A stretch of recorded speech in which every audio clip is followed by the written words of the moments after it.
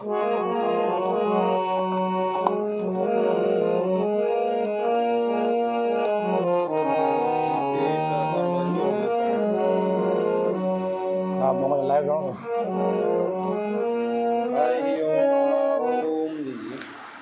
जला लीजिए और हाथ में सभी लोग संकल्प कीजिए आज कि कार्तिक मास का शुभारंभ होने जा रहा है।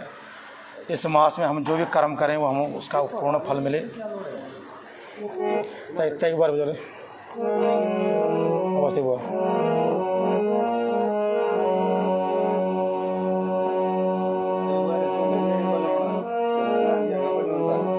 चलता है, बंद कर उसको वहाँ डोल डोल गया बोल दो बोलेगा बोल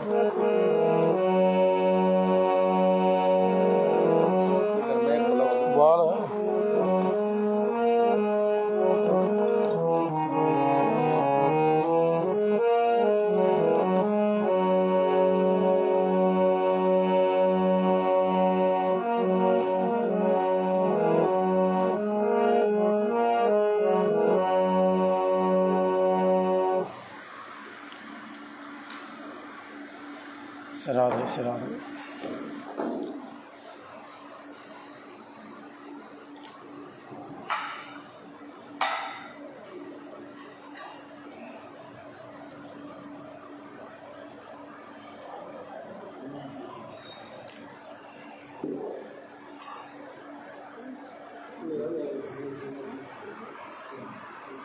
इसको चारों पास घुमाना सबको दिखा इधर से।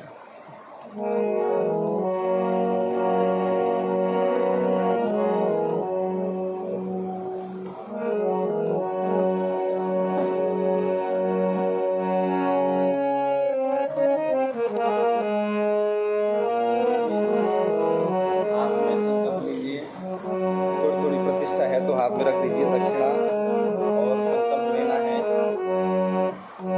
जो कार्तिक मास शुरू हो रहा है पहले दिन से लेकर के और आखिरी दिन तक कथा सुनिए। आइए विष्णु नमः परमात्मने प्राण पुरुषोत्तमस्यः विष्णुराज्ञा प्रवर्तमानस्य अर्धस्य कृत्या प्रार्थस्य श्वेतवाराः कल्पे वैवस्वतमन्वन्तरे अष्टाविंशतमे कलियुगे कलिप्रथम चरणे भरतखंडे भरतवर्षे आर्यवर्ते तत्रापि परम पुनीते काशी कुरुक्षेत्र पुष्कर प्रयागादि यस्मिन् समये विश्वनाशिकी नलनाम संवत्सरे सूर्य दक्षिणायन चंद्रोत्तरायणे मासोत्तम मासे चाह आश्विन पद्मासे तांचाह शुक्ले शुक्लपक्षे चाह पूर्णिमायां शुक्लतो चाह अमुक नाम नक्षत्रे अमुक नाम योगे अमुक नाम गणे अमुक वासरे रविवासरे एवं चाह कन्यार्गे कन्या रास्ते सूर्यांगरास्ते चांद्रे ओम बुध गुरु शुक्र शनि राहु केतु ग्रह ग्रह विशिष्टायां स्थाने क्षेत्रे चाह पंजाब क्षेत्र मंडलांतर्गतः लुधियाना क्षेत्रांतर्गतेनाः सर्वतथां समीपे एवं चाह तस्मिन् समये प्रातः सवेलायां च शिववाटिका प्रांगण मध्ये एवं चाह अपना एड्रेस कर दीजिए। मकान नंबर अमुक भवन संख्या नामने चाह अमुक गोत्रोत्पन्नाः गोत्र एवं चाह धर्ममूर्ति धर्मकार अपना नाम ले लीजिए। एवं चाह तस्य सौभाग्य धर्मपत्नी देवी नामने चाह धर्मपत्नी का नाम ले लीजिए। एवं चाह बालक बालिकायां चाह सबका नाम ले लीजिए। परिवार में सर्वे शाम सकुटुंबानां क्षेम स्थिति आयु आरोग्य ऐश्वर्य विद्यार्थं कविता पोषणार्थं लाभार्थं क्षेमार्थं विद्यार्थं समस्त मनोकामना सिद्ध्यार्थं चाह अप्राप्यार्थं लक्ष्मी प्राप्यार्थं चाह चिरकाल स्मरणार्थं सकलमनीं सिद्धकामना संसिद्ध्यार्थं चाह विशेषतया दिवसे पूर्णिमायां सुकृतोत्पन्नाः विशेषतया प्रातःकालायां चाह अद्य दिवसे एवं चाह कार्तिक मासस्यां कृतेनाः कथा एवं चाह सर्वेषां एवं च रुद्राणां कृतेनाः एवं से ठाकुर जी सानिध्यं चाह कार्तिक मास कथा पारणार्थं चाह यथाशक्तिः संकल्पं बोले अहं करिष्यामहे ओम जाग्रतो दूरं देहि देवं शुद्ध सिद्धैः दूरं गमं ज्योतिकां ज्योतिकां सब टिकला दिया। हाँ सब बोले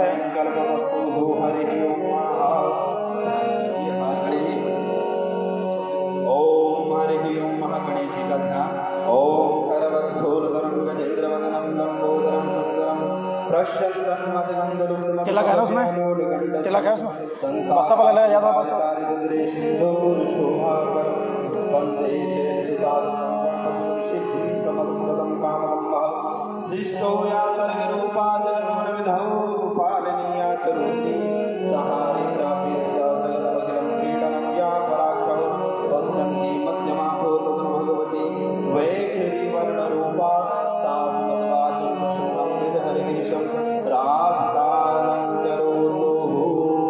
पुस्तक ओम व्याकन्ते तुषारहारधवला या शुभ्रवस्त्रावृता या वीणावरदण्डमण्डलिधरा या श्वेतपद्मासना या ब्रह्मासुरशङ्करः पृथ्वी देवी सदा वन्दिता श्यामा पातु सरस्वती भगवती निःशेषजाड्यां परामः। ओम महाबोल गणपति जी महाराज की, रिद्धि सिद्धि माता की, शुभ लाभ भगवान कार्तिक मास की, बोल साचे दरबार की जय हो। सभी अपने जो है स्थानों पर बैठते हैं और भाव से जो है या मैं तो लगाऊंगा, या मैं तो लगाऊंगा क्रॉस खाते चाहे पोलिया पोलिया पार कहीं बैठना फंसा पार भेज बैठना पार भेज बैठा दिया बोले बोले सिरा दे आएगा खा ले सिरा दे सिरा दे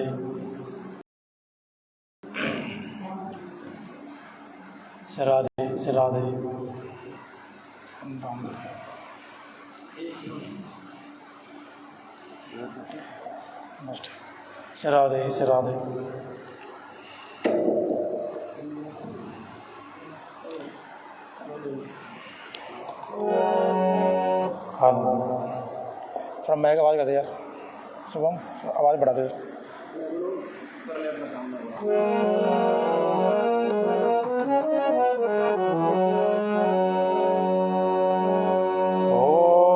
ओम स्वस्ति श्री गणेशाय नमः श्री सरस्वती नमः श्री गुरु चरण कमलेभ्यो नमः श्री मातृ पितृ चरण कमलेभ्यो नमः गुरु ब्रह्मा गुरु विष्णु गुरुदेवो महेश्वरा साक्षात् परम ब्रह्मा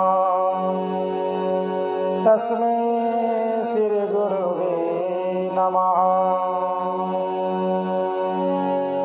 अखंड मंडलाकारं व्यापदं येन चराचरं तत्पदं दर्शितं येन तस्मै श्री गुरुवे नमः।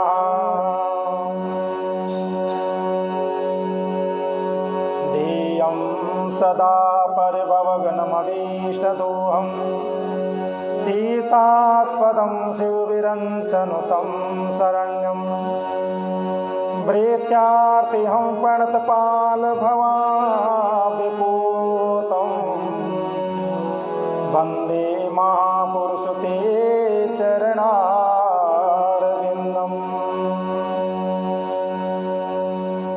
खरवस्तूलतनं गजेन्द्रवदनं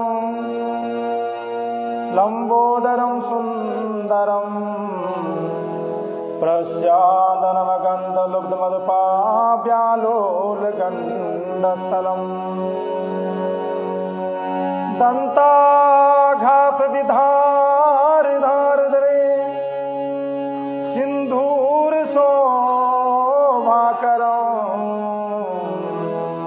वन्दे शैलसुतासुतं गणपति सिद्धिप्रदं कामदं। जय जय राधा रमण हरि, जय जय नवल किशोर, जय गोपी चित चोर प्रभु, जय जय माखन चोर।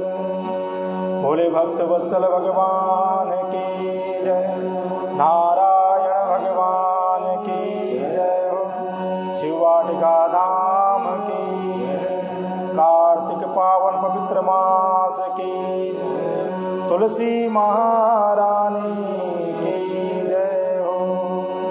जय जय श्री राधे, जय जय श्री राधे, जय जय श्री राधे श्याम। परम मंगलमय अकार करुणा वृणालय भक्तिवांचल कल्पतरु तड़ते वृत्ति पीतांबरधारी भगवान नारायण के चरणों में कोटि कोटि प्रणाम करते हुए अखिल ब्रह्मांड नायक समस्त देव प्रांगण में देवी देवताओं के चरणों में कोटि प्रणाम। मंदिर प्रांगण विराजमान विप्र मंडली के चरणों में कोटि कोटि प्रणाम एवं देव प्रांगण में पहुंचे हुए सभी भक्त वैष्णव माताओं बहनों भाइयों, आप सभी का हार्दिक अभिनंदन, हार्दिक स्वागत। आइए इस पावन पवित्र मास की महिमा को जानने से पूर्व अपने मन और वाणी को पवित्र करते हुए हरि नाम का आश्रय लें और फिर आगे की कथा प्रवेश करें, क्योंकि आज का बड़ा सुंदर पावन दिवस है। शरद की पूर्णिमा, इस पूर्णिमा को भगवान कृष्ण बहुत प्रेम करते हैं।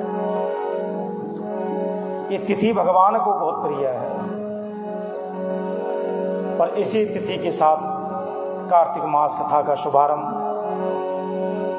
प्रभु के चरणों में बैठ करके और प्रभु की महिमा को जानना, ये हमारे लिए सौभाग्य की बात होगी। तो आइए प्रभु का नाम का आश्रय लेते हुए सभी लोग साथ में गुनगुनाएंगे। श्री कृष्ण गोविंद हरे मुरारी, हे नाथ नारायण वासुदेवा। श्री कृष्ण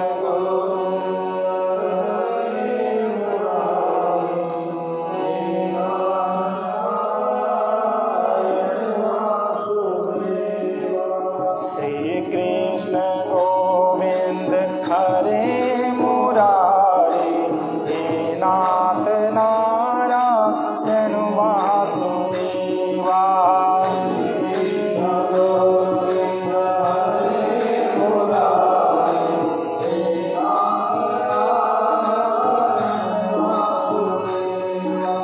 हे नाथ नारायण वासुदेवा, हे नाथ नारायण वासुदेवा, हे नाथ नारायण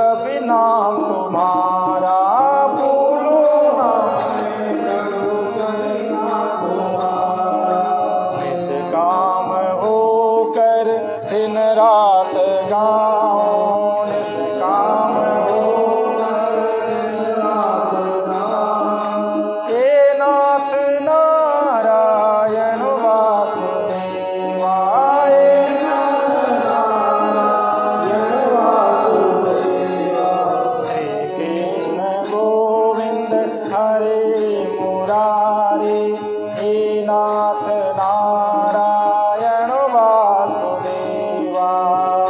कृष्ण गोविंद हरे मुरारी, हे नाथ नारायण वासुदेवा।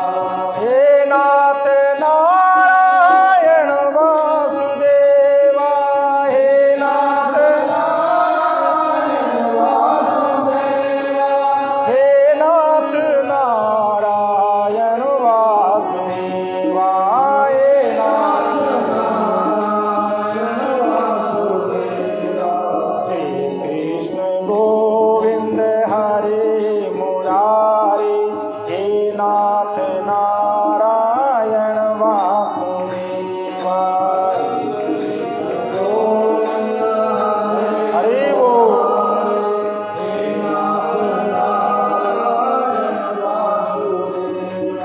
और एक वादा करें ठाकुर जी से, ओ पाँव चले तो सतमार्ग पर ही, पाँव सर जो झुके तो तेरे ही दर पे, सर जो जिह्वा मेरी ये गुणगान गाए, जिह्वा मेरी ये गुणगान गाए। हे नाथ नारायण वासुदेवा, हे नाथ नारायण वासुदेवा। हो श्री कृष्ण गोविंद हरे मुरारी, हे नाथ नारायण वासुदेवा। श्री कृष्ण गोविंद हरे मुरारी, हे नाथ नारायण वासुदेवा। हे नाथ नारायण वासुदेवा, हे नाथ नारायण वासुदेवा, हे नाथ नारायण वासुदेवा, हे नाथ नारायण वासुदेवा, हे नाथ नारायण वासुदेवा, हे नाथ नारायण वासुदेवा। बोले भक्त वत्सल भगवान की जय, राधा माधव सरकार की जय। जय जय श्री राधे, जय जय श्री राधे, जय जय श्री राधे श्याम। परम मंगलमय भगवान की ये पावन दिव्य कथा जो आज शरद पूर्णिमा के शुभ पावन अवसर पर शुभारंभ की जा रही है, और सभी से यही आग्रह करूंगा, इस मास में एक अखंड संकल्प कर लीजिए कि चाहे हम जिस हालत में भी रहें, जिस अवस्था में भी रहें, सुबह 1 घंटा जल्दी उठना है, बच्चों की व्यवस्था बना करके और अपनी व्यवस्था भी बना करके मंदिर प्रांगण में जरूर पहुँचें। न जाने कब ठाकुर की कृपा हो जाए, किस रूप में हो जाए, हमें नहीं पता। हम लोग कहते हैं हम करते हैं या मैं करता हूँ, नहीं, करने वाले ठाकुर जी बैठे हैं। करते हो तुम कन्हैया, बस मेरा नाम हो रहा है। हम तो एक माध्यम है, करने वाले तो बैठे हैं। अगर उनसे शाम को सोते समय वादा करोगे कि प्रभु सुबह जल्दी उठाना, हमने कथा में जाना है, हमने आप कथा सुनने आना है, तो समझना पक्का बिना अलार्म के आप उठ जाओगे। कभी करके देखना, अलार्म मत लगाना, और प्रभु से वादा करके सो जाना। सुबह आपकी नींद अपना आप 5 बजे खुल जाएगी और 6 बजे आप नहा धो के मंदिर में पहुंच जाओगे। तो आइए समय को यूँ ना गंवाते हुए, अब क्योंकि समय की बड़ी कमी है, तो ये हरि अनंत हरि कथा अनंता, प्रभु की कथा तो अनन्य रूप से है।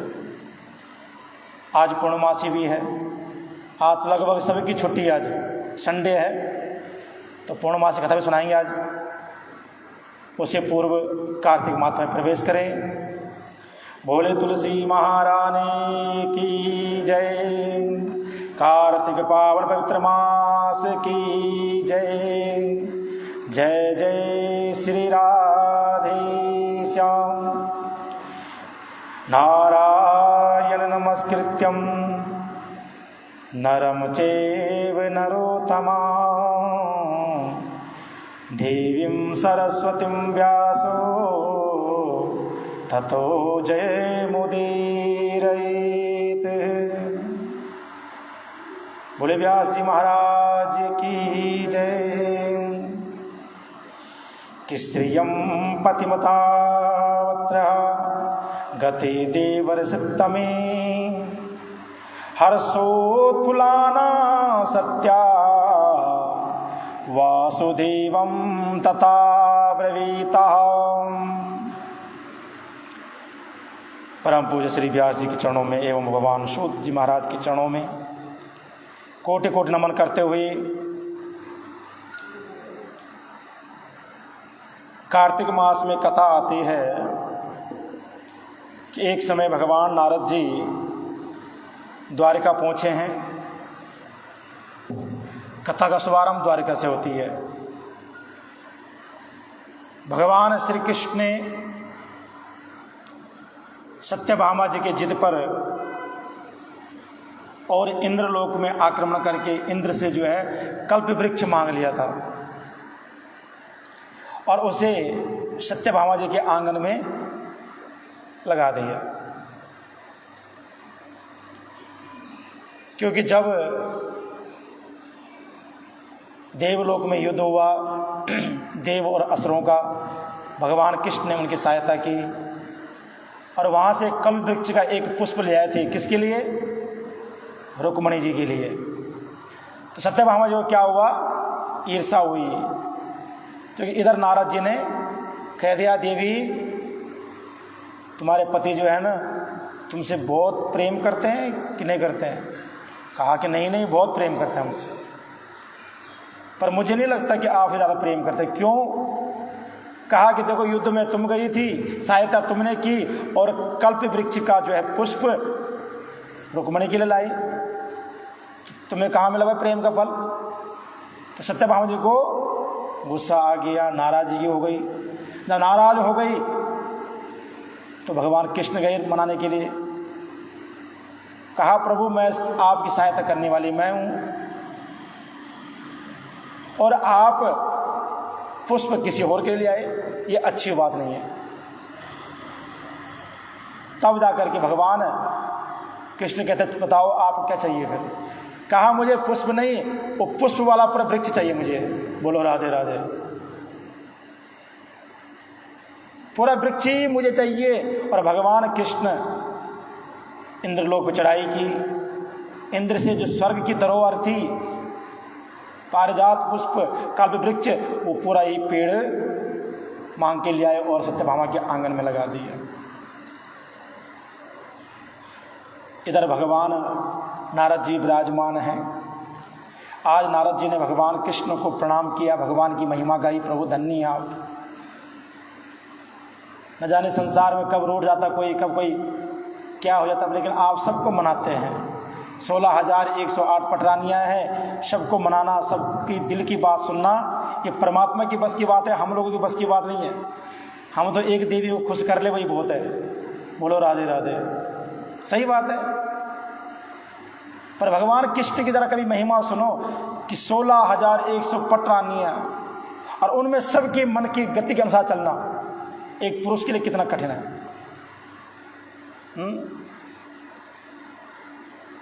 एक दिन भगवान नारद जी ने देखा कि भगवान कृष्ण कैसी व्यवस्था बनाते, जरा देखो जरा। द्वारिका में आए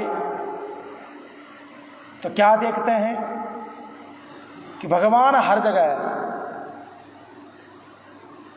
हरि व्यापक सर्वत्र समाना, प्रेम ते परगट होई में जाना।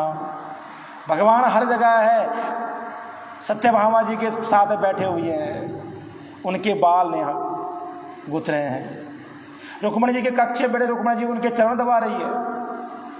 जामवंती जी के यहाँ देखा तो वहां पर दुग्ध पान कर रहे हैं। अलग अलग पटरानियों के कक्ष में गए भगवान नारद जी, क्या देखते हैं, भगवान हर जगह व्याप्त है। जब सब जगह देखा, प्रणाम किया भगवान के इस दृश्य को, तो निकलने लगे। भगवान कृष्ण रोका, नारद जी क्या देख रहे हैं, कहाँ घूम रहे हो? तब जाके भगवान नारद जी कहते, प्रभु मैं सिर्फ आपकी लीलाओं को देखने आया था और कुछ नहीं, लेकिन आज ये आंखें, ये नयन तृप्त हो गए आपकी लीलाओं को देख करके। जो देखने आया था वो देख चुका हूं, अब कोई भी संशय मन में बाकी नहीं है।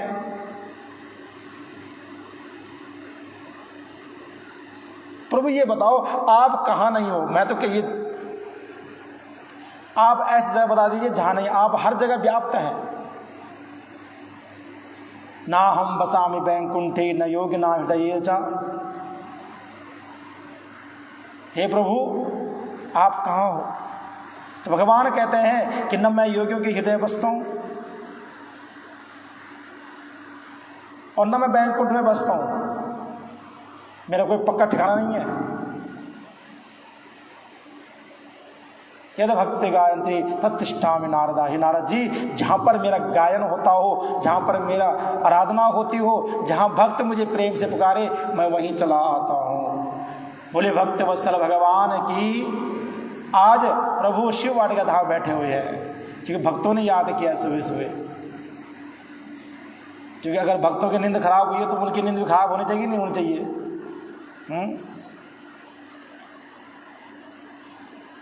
इसलिए बड़ी निराली महिमा है। तो आज नारद जी ने प्रणाम किया और यहाँ से विदा ली ठाकुर जी से। इधर सत्यभामा जी कहते प्रभु कि धन्यास्मि कृत्यास्मि सफलम जीवतम ममा मजन्मनि निदाने चा धन्यो तो पितरो ममा। सत्यभामा जी कहते प्रभु मैं धन्य हूँ, मेरा जीवन धन्य है कि जो मुझे आप जैसे वर मिले हैं, कि जो मेरी मन की इच्छा को जान करके सब कुछ मेरे लिए कर डालते हो। जो समाज के संसार के पति नहीं कर पाते वो आप कर लेते हैं, और ये मेरा सौभाग्य है।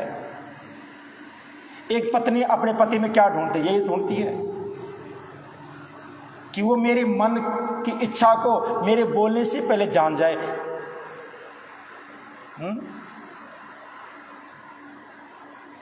जब 7 वचन होते हैं ना, उस टाइम हम यही समझाते हैं। वहां पर अर्धांगिनी, धर्मपत्नी, कई अलग अलग अर्थ हैं उसके। तो पति पत्नी कहा कि शरीर 2 है, आत्मा इनकी एक होनी चाहिए। पति के मन में कुछ आया, लेकिन पत्नी पहले समझ गई भैया आज इनको ये खाना है, अब पहले बना के पेश कर दिया। पति के वाह जी तुझे तो हमारी आत्मा हो, पता ही नहीं होता है। और पति देव कुछ मीठा खाने का मन है आज, और वहाँ कुछ कड़वा करेले बना दिए तो फिर उल्टा हो गया ना। बोलो राधे राधे, विपरीत हो गया। वो अनुकूल होना चाहिए। ऐसी पत्नी की मन की बात जानना पति का ही परम कर्तव्य है। कहा कि प्रभु मेरा जीवन आज धन्य हो गया, और धन्य हो गए मेरे माता पिता, जिन्होंने आज मुझ जैसे कन्या को आप जैसे त्रिलोकीनाथ को सौंपी है। न जाने मेरा विवाह कहाँ होता, कैसे होता, किस हालात में होता, लेकिन आज ठाकुर जी की अपार कृपा देखिए। प्रभु मैंने विधान पूर्वक आप आदि पुरुष के साथ विवाह किया हुआ है, और आज यहाँ तक कि स्वर्ग की धरोहर जो है कल्प वृक्ष आपने ला करके मेरे आंगन में लगा दिया, जिसकी कथा सुनना भी का फल भी है। उस वृक्ष साक्षात मेरे घर में आज विराजमान है,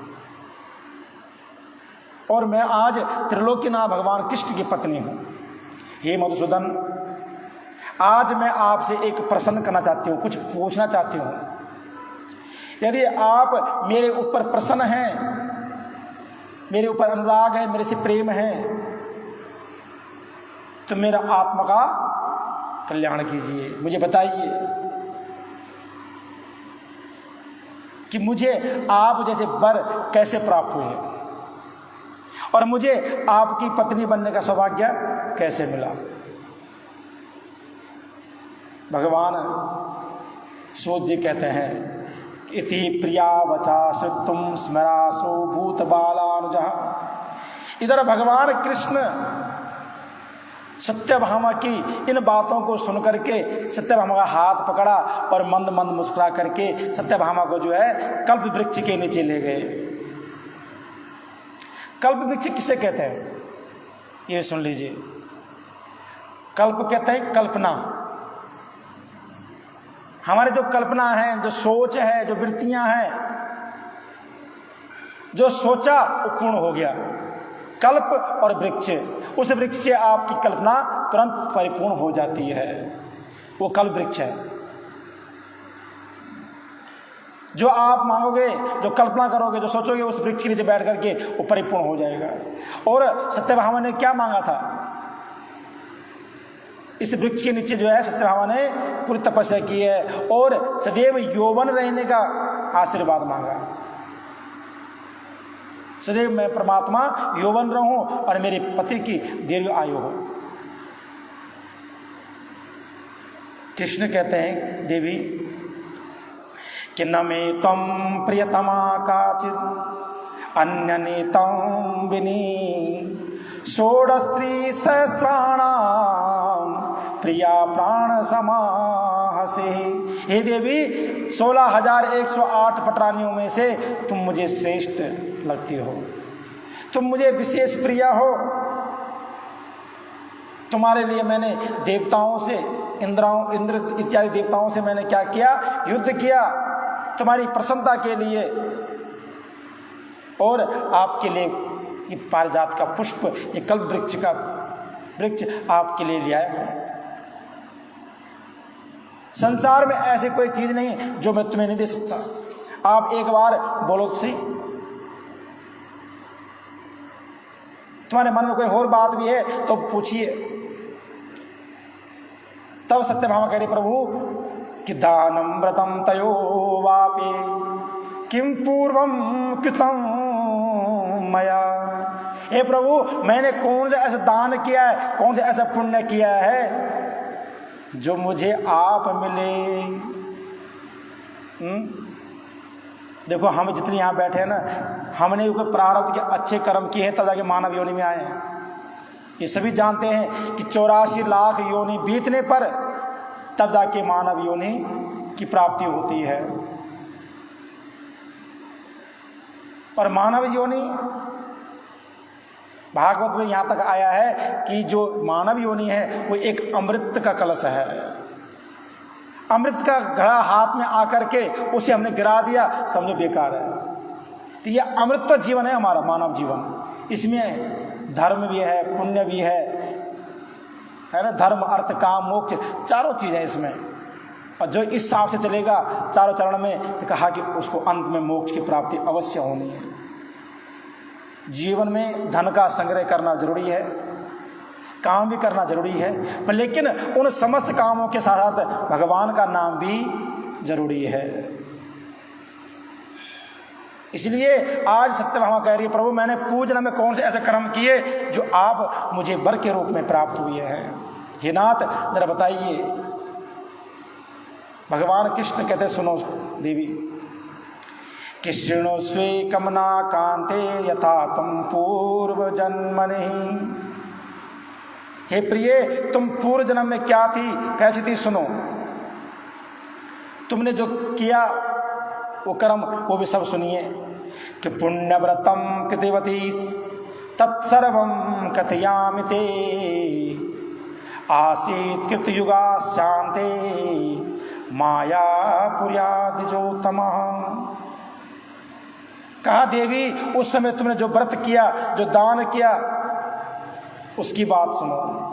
कहा कि सतयुग के बीतने पर, क्या सतयुग के बीतने पर और इधर त्रेता युग के आगमन पर माया नगरी में, अब माया नगरी कौन सी है पता है आपको? किन किन को पता है माया नगरी किसे कहते हैं? अयोध्या, मथुरा, माया, काशी, कांची, अवंतिका, पुरी, द्वारावती, चेवा, सत्यता, मोक्षदायिका। 7 पुरियां हैं हमारे भारतवर्ष में जो पूजनीय हैं, और इन 7 पुरियों में से मायापुरी।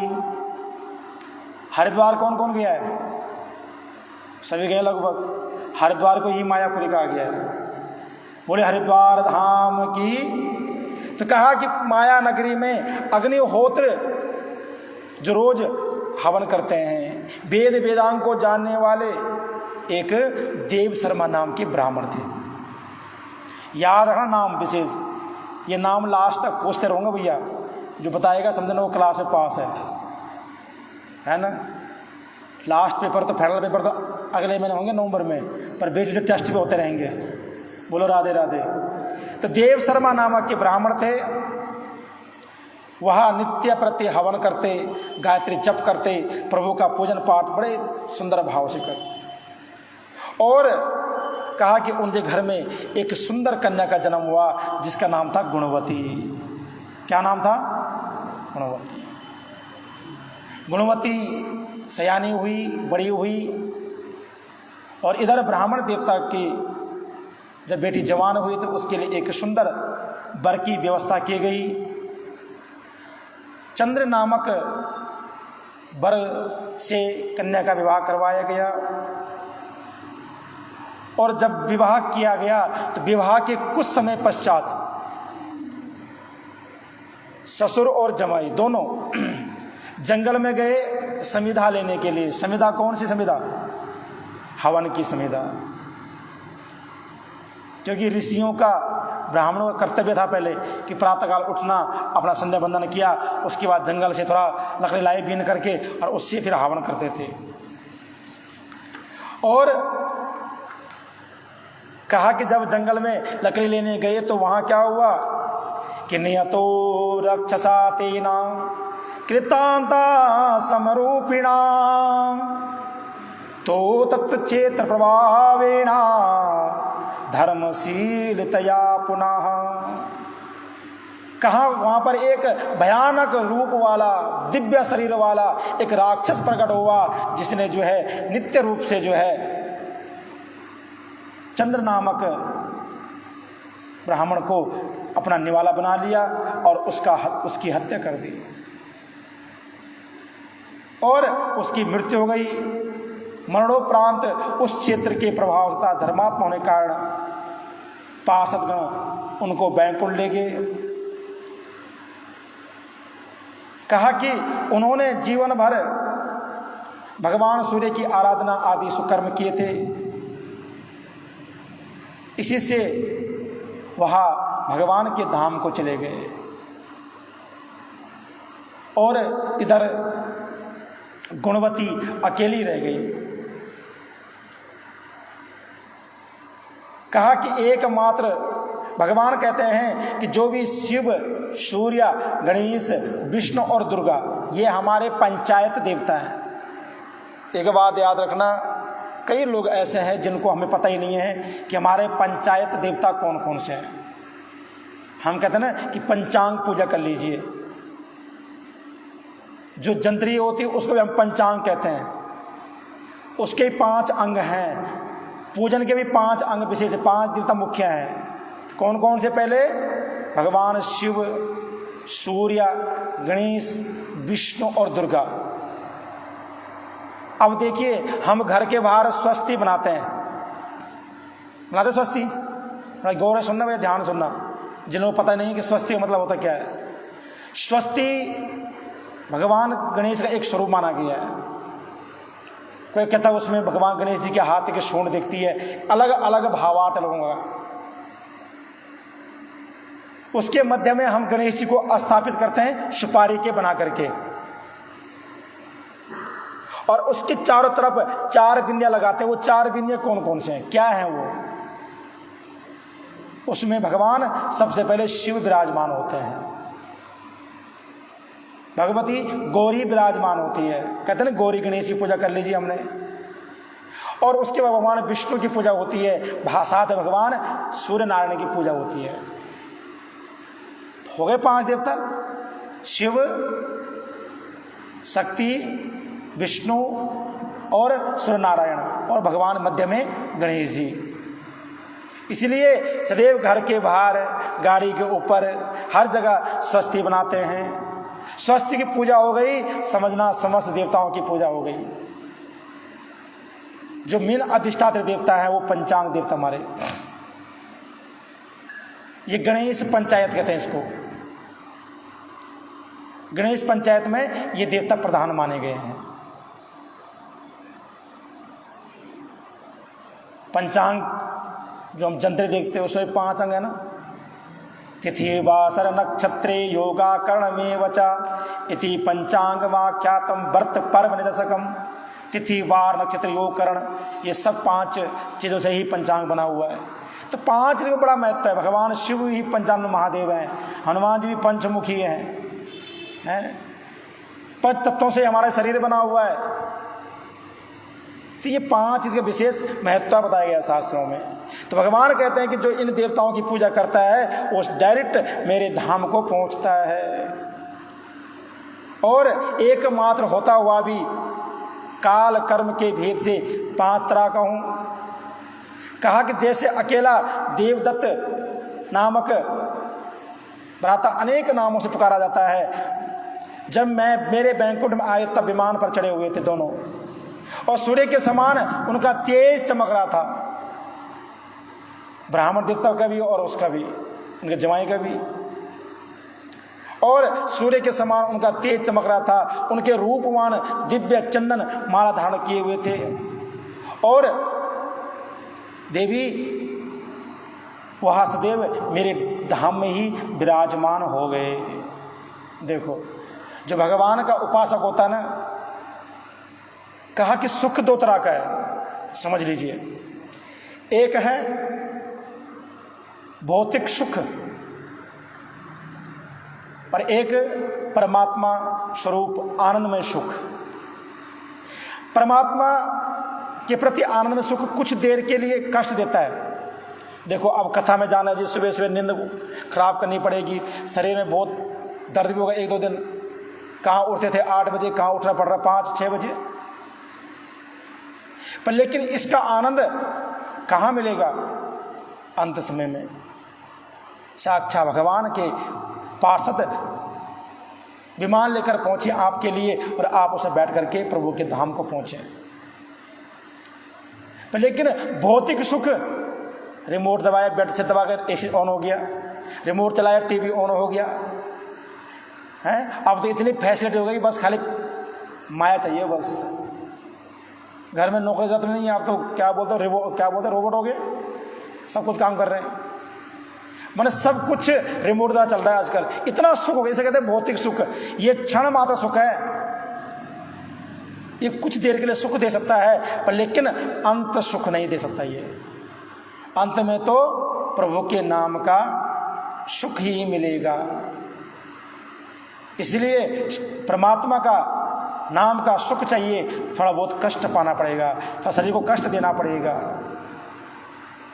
यहाँ पर देव शर्मा नाम ब्राह्मण ने भगवान की तपस्या की, साधना की, तो उनको अंत में प्रभु के पद का प्राप्त हुआ, उनके चरणों की प्राप्ति हुई। और जिसने संसारी सुख को ग्रहण किया उसको अंत में कष्ट मिला है। गरुड़ पुराण साफ लिखा हुआ है। स्त्री मोह, पुत्र मोह, संसारिक मोह में जो फंसा रहता है उसे अंत में उभरने का मौका नहीं मिलता, वो सीधा नरक को जाता है। इसलिए भगवान से एक ही प्रार्थना करें कि मैं तो जपूं सदा तेरा नाम, दयालु दया करो। दया उस प्रभु ने करनी है, कृपा उसने करनी है, हिम्मत देने वाला वही है, कर्म हमें करना है। इसलिए मैं तो जपूं सदा तेरा नाम, दयालु दया करो। मैं तो जपूं सदा तेरा नाम, दयालु दया करो। मैं तो जपूं सदा तेरा नाम, दयालु दया करो। मैं तो जपूं ओ दया करो प्रभु दया करो, दया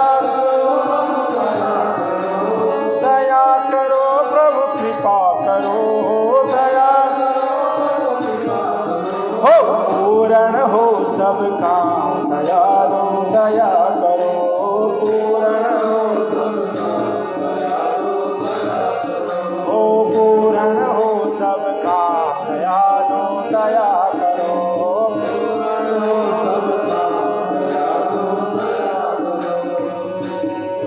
ओ द्वार खड़े हैं भक्त तुम्हारे, द्वार खड़े हैं अपने कृपा के खोलो द्वारे, अपनी कृपा के द्वार खड़े हैं भक्त तुम्हारे, द्वार खड़े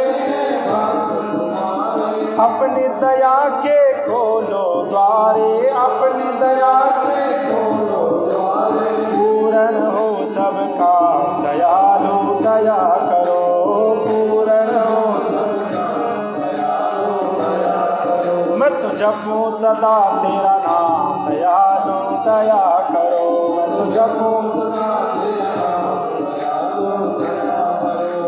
भजन कीर्तन गाऊं मैं तेरा, भजन कीर्तन गाऊं तेरा, भजन कीर्तन गाऊं मैं तेरा, भजन कीर्तन गाऊं तेरा। नित उठ नाम ध्याऊं मैं तेरा, नित उठ नाम ध्याऊं तेरा। कृष्ण कृष्ण श्री राम, दयालु दया करो। मैं तो जपूं सदा, मैं तो जपूं सदा तेरा नाम, दयालु दया करो। मैं तो जपूं सदा तेरा नाम, दयालु दया करो। और एक बात याद रखना, जीवन में संग अच्छा होना चाहिए, क्योंकि संग अच्छा होगा तो आपका जीवन अच्छा होगा। इसलिए जीवन में क्या करें, साधु संत की संगति देना, साधु संत के संगति देना, साधु संत की संगति देना, साधु संत की संगति देना। अपने नाम की रंगत देना, अपने नाम की रंगत देना, अपने नाम की रंगत देना, अपने नाम की रंगत देना। दास बनल घनश्याम, दयालु दया करो। मुझे दास बनल घनश्याम, दयालु। मैं तो जपूं सदा तेरा नाम, दयालु दया करो। मैं तो जपूं सदा तेरा नाम, दयालु दया करो। ओ मेरे मन की ज्योति जला दो, मेरे मन की ज्योति जला दो, मेरे मन की ज्योति जला दो, मेरे मन की ज्योति जला दो। मुझको अपना रूप दिखा दो, मुझको अपना रूप दिखा दो। पहुँचा दो ब्रिज धाम, दयालु दया करो। पहुँचा दो ब्रिज धाम, दयालु। मैं तो जपूं सदा तेरा नाम, दयालु दया करो। मैं तो जपूं सदा तेरा नाम, दयालु दया करो। मैं तो जपूं सदा तेरा नाम, दयालु दया करो। मैं तो जपूं सदा तेरा नाम, दयालु दया करो। बोलिए भक्त वत्सल भगवान की, नारायण भगवान की जय। जय जय श्री राधे श्याम। यहाँ पर देव शर्मा नाम के ब्राह्मण का निधन हुआ। सत्यभामा जी घर में, गुणवंती घर में अकेली, और अपने पिताश्री की मृत्यु का वियोग, पति की मृत्यु का वियोग कर रही है। आगे क्या होता है उसकी कथा हम आपको कल सुनाएंगे, क्योंकि छोटे छोटे अध्याय हैं। वो तो ठाकुर जी की कृपा है, और आप लोगों का संग मिल जाता तो हमें टाइम पता चलता है। तो आइए आज पूर्णमासी कथा भी जरा 10 मिनट एक्स्ट्रा कर लेते हैं। किसी को जल्दी इतनी हो रही है, किसी को जल्दी हो रही है तो सूक्ष्म में सुना देते हैं आपको सिर्फ 5 मिनट में ही, क्योंकि सबको कथा याद ही है। एकदा नेमिषारण्ये ऋषिया सोनिकादया प्रभक्षुर मुनिया सर्वेषु तम पौराणिकम खलु।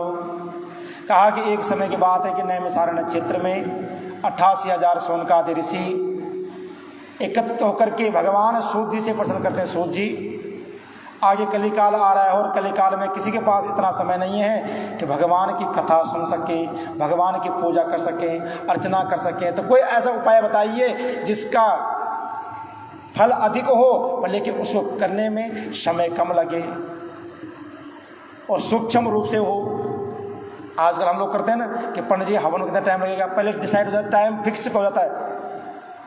अगर टाइम कम लग रहा है तब करते हैं, नहीं तो भैया ज़्यादा टाइम ना लगाइए। बस कथा में 1 घंटा से ऊपर 10 मिनट खिंचो, पंडित कल से हम नहीं आएंगे, ठीक है माता बहनों हम कल से कम ही करेंगे, राधे राधे, ठीक है ना, क्योंकि सबकी घर की जिम्मेदारियां हैं, सबकी व्यवस्था है।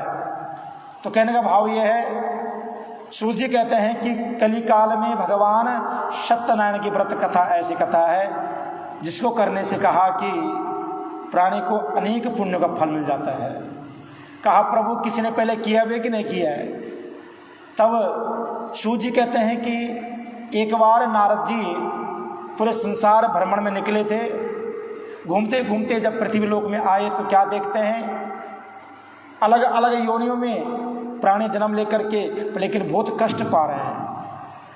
अगर इस भूधरा पर सुख है तो दुख भी है, इसलिए भगवान के धाम को पहुंचे, नारद जी को प्रणाम किया, भगवान की स्तुति गाई। मैं आपको सूक्ष्म में सुना रहा हूं। भगवान ने कृपा की, कहा नारद जी बड़े चिंतित लग रहे, क्या बात है। कहा महाराज पृथ्वी लोक से आ रहा हूं, पूरे संसार में घुमा, स्वर्ग में भी घुमा, पाताल में घुमा, सब सुखी है पर लेकिन पृथ्वी लोक के बंदे बड़े दुखी हैं। क्यों। कहा महाराज मुझे नहीं पता, आप बताइए क्यों दुखी है। ठाकुर जी कहते हैं नारद जी ये सब कर्मों का खेल है, फिर भी सुन लीजिए कि कोई तन दुखी, कोई मन दुखी, कोई धन बिन रहित उदास, थोड़ा थोड़ा सभी दुखी, सुखी राम को दास। इस संसार में कोई भी सुखी नहीं है, कोई शरीर से परेशान है, सब कुछ बढ़िया है, पैर नहीं चलते, सब कुछ बढ़िया है, किसी का पेट खराब है, किसी को कोई प्रॉब्लम लगी हुई है। यहाँ पर जितने बैठे हुए हैं कोई ये बोल देगा मैं परिपूर्ण रूप से एकदम परफेक्ट हूँ। श्री हमारे माली जी हाथ खड़ा कर रहे हैं, इनके अंदर अभी भी जवानी वाला जोश है, बोलो राधे राधे। कहा कि इस संसार में कोई ना कोई किसी चीज़ से परेशान है, कोई मन से परेशान है, पारिवारिक समस्या घिरी हुई है, किसी का पुत्र ठीक नहीं है, किसी की बहू ठीक नहीं है, हैं। कहा कि कोई बंदा इतना दुखी है, अपने खुशी से इतना खुश है जितना पड़ोसी से खुशी से दुखी है। पड़ोसी के घरे गाड़ी आ गई, मेरे घरे गाड़ी नहीं आई, क्यों नहीं आई। इधर 4 पुत्र है, मेरा एक ही पुत्र, ऐसा क्यों। मन ये मन किसी न किसी रूप से घिरा हुआ है ना। कोई तन दुखी, कोई मन दुखी, कोई धन बिन रहे तो उदास, सुबह शाम तक मेहनत कर रहे हैं और लेकिन हाथ में एक ढेला नहीं आ रहा है। आज की डेट पे समस्त बिजनेसमैन की यही कंडीशन बनी हुई है। माल खूब बना रहे हैं, माल जा भी रहा है, पंडित जी पेमेंट नहीं आ रही है, हो रहा ही नहीं हो रहा। सब ऐसी हालत है सबकी, बड़े बड़े बिजनेसमैन की। कहाँ जा रहा हो पैसा, कहीं फौरन तो नहीं जा रहा है, ठीक नहीं। इसलिए थोड़ा थोड़ा सभी दुखी, सुखी राम को दास। सभी दुखी हैं थोड़ा थोड़ा पर लेकिन सुखी परमात्मा का जो भक्त है, जो कंदराओं में बैठे हुए, पहाड़ों में बैठे, संसार में मतलब नहीं है उनको, वो सुखी है। उनकी तरफ से चाहे कोरोना आए, चाहे नोटबंदी होए, चाहे काम चले चले, उनको तो श्री प्रभु का भजन में आनंद आता है, क्योंकि उनका परम धन ठाकुर जी का नाम है।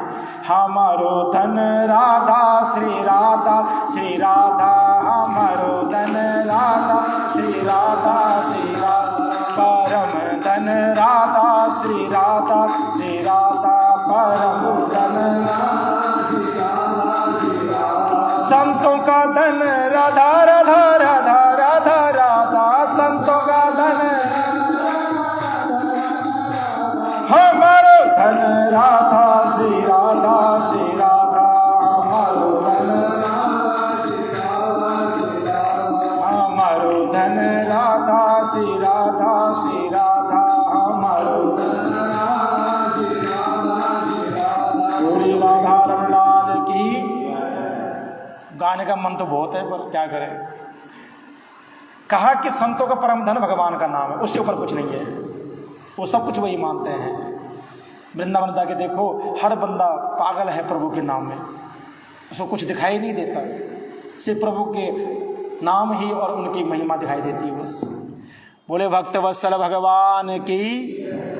लाइट भी थक गई है। तो भगवान कहते हैं कि सुनो नारद जी, सत्यनारायण व्रत कथा करो। नारद जी कहते हैं प्रभु कोई प्रूफ है, किसी ने किया भी है कि नहीं किया, आप ऐसे ही बोल रहे हो। कहा कि काशी में एक ब्राह्मण थे जो बड़े भगवान के भक्त थे और विद्वान थे, लेकिन धन से निर्धन थे, रोज परेशान रहता, चिंतित रहते। एक दिन भगवान ने दंडी महात्मा आकर के उनको जो है सत्यनारायण भगवान की महिमा बताई और उन्होंने भगवान सत्यनारायण की कथा का रसपान किया, व्रत किया, नियम किया, जप किया और धीरे धीरे उनके जीवन में बड़ा सुधार आया और ठाकुर जी की कृपा होने लगी। कहा कि उनको देख देख करके उसी नगर में एक लकड़हारा था जिसने भी भगवान की कथा की और भगवान का व्रत किया, आगे चल कर उन दोनों की जीविका सुंदर बन गई। नारद जी कहते हैं कि यही समाप्त हुआ कि आगे कुछ बढ़ा। भगवान नारायण कहते हैं नारद जी क्या बात, तुम्हें भरोसा नहीं है हमारी बातों पे? कि ना प्रभु, लेकिन फिर भी यह है कि अगर कथा का अगर विस्तार हुआ हो तो आनंद आता सुनने में। अब जैसे भागवत कथा है, भगवान विष्णु के मुख से कथा निकली हुई है, ब्रह्मा जी को मिली, ब्रह्मा जी ने नारद जी को सुनाई, नारद जी ने आगे वेद व्यास को सुनाई, वेद व्यास जी ने सुखदेव जी को सुनाई, सुखदेव जी के द्वारा भगवान परीक्षित जी को आई और परीक्षित जी के द्वारा हमको सबको कथा सुनने को मिल रही है। ऐसी कथा भी आगे बढ़ती है, गद्दी बाई गद्दी, पीढ़ी बाई पीढ़ी, जैसे हमारा वंश चलता आगे, दादा की जायदाद पिता के नाम, पिता के जायदाद बेटे के नाम, बेटे के जायदाद पुत्र के नाम, ये सब चलती रहती है। ऐसी कथाओं का भाव हुई है। तो वही कथा, वही पाठ, वही पूजा सिद्ध होता है जो गद्दी बाई गद्दी चला। तो आगे चल करके जो है उसी शहर में एक उत्कला मुख नाम के राजा हुआ करते थे जो भगवान के परम भक्त थे, लेकिन उसमें संतान ही थी। तो उन्होंने क्या किया, भद्रशिला नदी के किनारे पर एक यज्ञ का शुभारंभ किया और उस यज्ञ में सभी देव ब्राह्मणों को आह्वान किया और वहां पर यज्ञ आरंभ कर दिया पुत्र प्राप्ति के लिए। उसी के बीच में एक साधु नाम के वैश्य राजा पहुंचे। उन्होंने कहा भाई ये यज्ञ किस लिए चल रहा है, इसका प्रयोजन क्या है? कहा महाराज ये पुत्र प्राप्ति लिए किया जा रहा है। साधु नाम के जो राजा थे वो बड़े खुश हो गए कि मेरी कोई संतान नहीं है और मेरी अगर कोई संतान होगी तो हम ऐसे यज्ञ करवाएंगे। घर आकर के अपनी पत्नी से, पत्नी का नाम क्या है पता किसी को? लीलावती। कहा कि देवी आज सुंदर उपाय मिल गया, डॉक्टर की जरूरत नहीं है, अब भगवान का आश्रय मिल गया हमें, जब कोई संतान होगी तो हम भी भगवान की कथा करेंगे। भगवान ने सुन ली, लीलावती गोद भर गई और गोद भरी जब तो सुंदर एक कन्या का जन्म हुआ, उसका नामकरण किया गया कलावती। कला का नामकरण किया गया। देवी कहती महाराज आप लोगों को संकल्प किया था। कहा देवी चिंता न करो, वो भी साढ़े भर गई बंदा सीगा है, कोई नहीं कल लाएंगे, चिंता न कर। और वहां पर मना कर दिया। कहा कि जब इसका विवाह होगा तब जो है हम कथा करवाएंगे, ये क्या करवाएंगे। आगे चल के कन्या बड़ी हुई, उसका विवाह करवाया गया। विवाह के बाद दोनों पति पत्नी भूल गए। एक समय दोनों ससुर दामाद अपने शहर को छोड़ करके दूसरे नगर में गए हैं। चंद्रकेतु नाम के राजा थे, उनके राज्य में राज करने लगे। धीरे धीरे जब कारोबार किया, वापिस से लौट रहे थे तो रात्रि सायंकाल हो गई, रात्रि विश्राम करने लगे। वहीं उसी दिन चंद्रकेतु राजा के महल में चोरी हुई तो वहां से दो चोर लेकर के भागे, तो पीछे पीछे जो सिपाही भी आ गए। अब चोरों को लगा भैया बचना मुश्किल है, उन्होंने जो पोटली वहीं छोड़ दी। कहां? जहां दोनों ससुर जमाई सो रहे थे। वहां से 9-2-11 हो गए, पर लेकिन सिपाहियों ने सोचा चोर यही दोनों हैं, उन दोनों उठा लिया ससुर जमाई को और कारागार में डाल दिया। इधर कलावती ललावती परेशान, राजमहल में चोरी हो चुकी है, कंगाल बन चुके हैं। देख लो, प्रभु जब देता है चप्पर फाड़ देता है, पर लेकिन जब लेता है तो ठोक लगे लेता है, फिर तो कुछ नहीं रखता हमारे पास। इसलिए सदैव उस परमात्मा प्रति दान धर्म पूजा पाठ अवश्य करना चाहिए जितना हो सके। हम ये नहीं कहते कि दूसरे दिखावा करो, जैसे होर कर रहे हैं वैसे भी करो, जितना हो सके यथा चित्त हो गए। और आगे चल करके जो है एक दिन कलावती गांव में गई थी, ऐसी कथा हो रही थी, वहां बैठ गई, लेट हो गई। जब समय लग गया वापस लौटी, माँ ने पूछा तुम कहाँ थी अब तक, बड़ा समय लग गया। कहा माँ मैं किसी ब्राह्मण के घर में थी। क्या कर रही थी वहां? कहा भगवान की कथा। सर कौन सी कथा? कहा सत्यनारायण भगवान की। जब इतना शब्द कहा तो आज लीलावती की आंखों से अश्रुपात होने लगे। भगवान के चरणों में प्रायश्चित किया, प्रभु हमें माफ कर दीजिए, हमसे जो अपराध हो गया। और एक संकल्प लिया, कल प्रातः होते हुए हम दोनों बेटियां व्रत रखेंगे और भगवान का जो भी होगा, जितना होगा हमसे वो व्रत करेंगे। और यथाचित होगा कि भगवान का व्रत किया और पूजन पाठ किया। भगवान से एक ही प्रार्थना की, प्रभु मेरे पति और दामाद जहाँ कहीं भी हो वापस लौट आए। भगवान ने सुन ली। भगवान ने उसी रात में चंद्रकेतु के सपने में गए। कहा राजन तेरे कारागार में 2 कैदी, छोड़ दो उनको। और चंद्रकेतु ने विचार विमर्श किया और उन दोनों को वहां से घर वापस भेजा। जब वापस आने लगे तो क्या देखते, रास्ते में एक संत मिल गए। कहा महाराज आपकी नाव में क्या भरा हुआ है?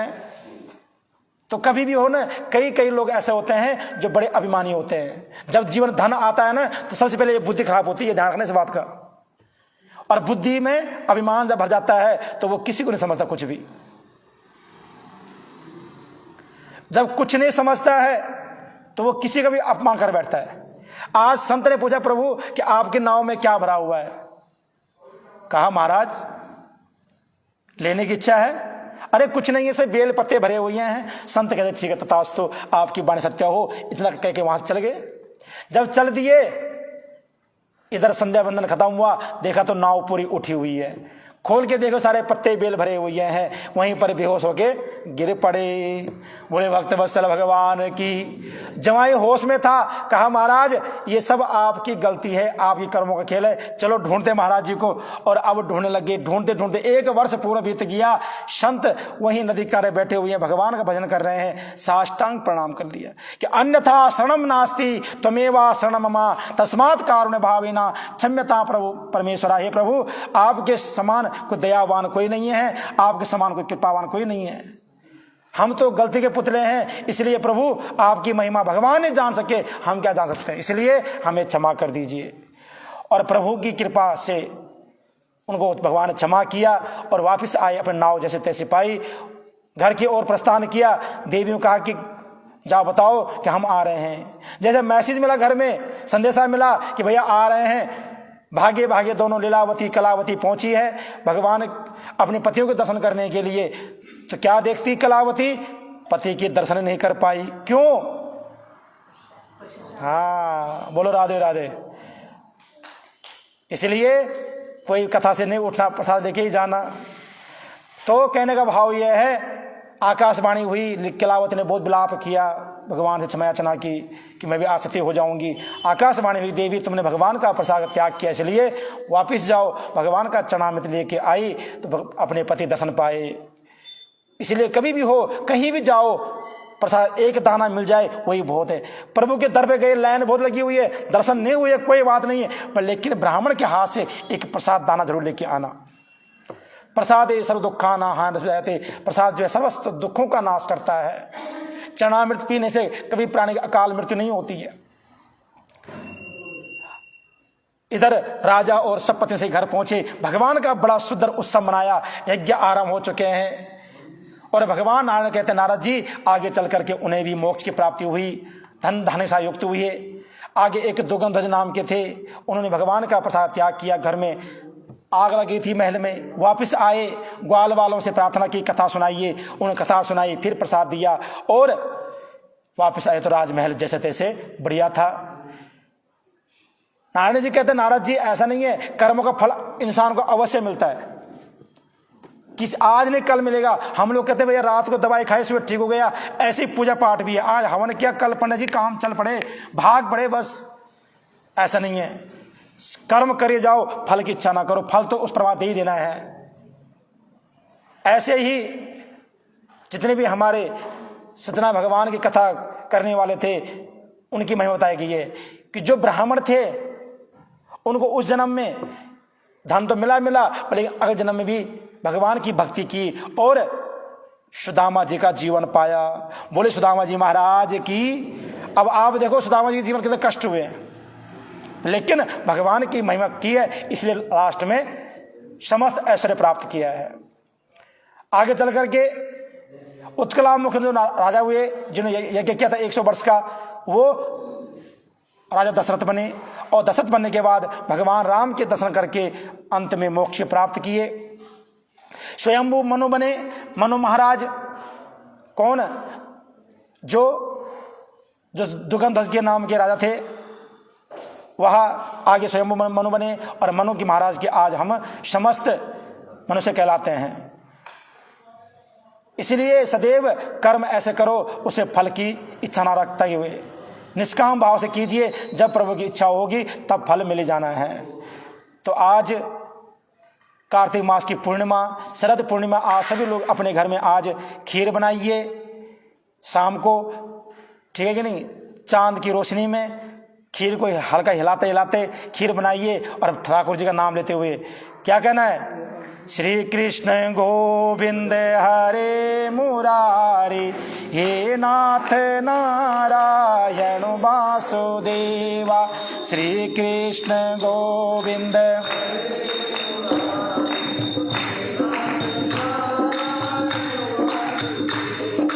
हे नाथ नारायण वासुदेवा, हे नाथ नारायण, हे नाथ नारायण वासुदेवा, हे नाथ।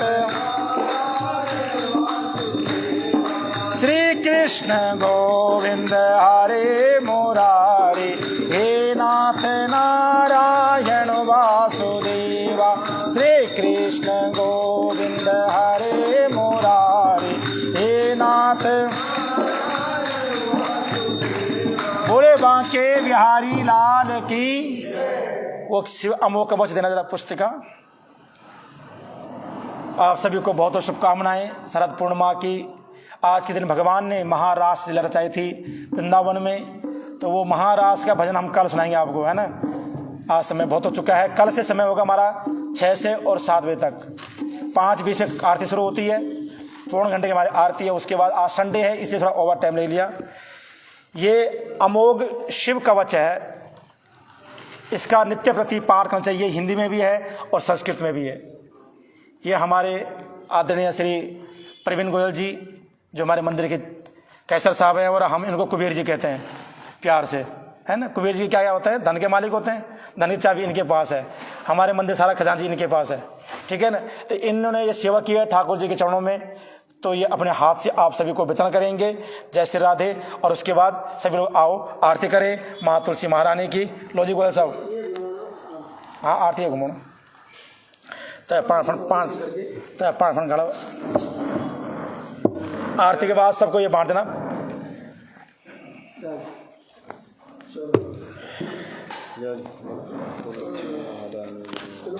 तुलसी महारानी नमो नमो, हर की पट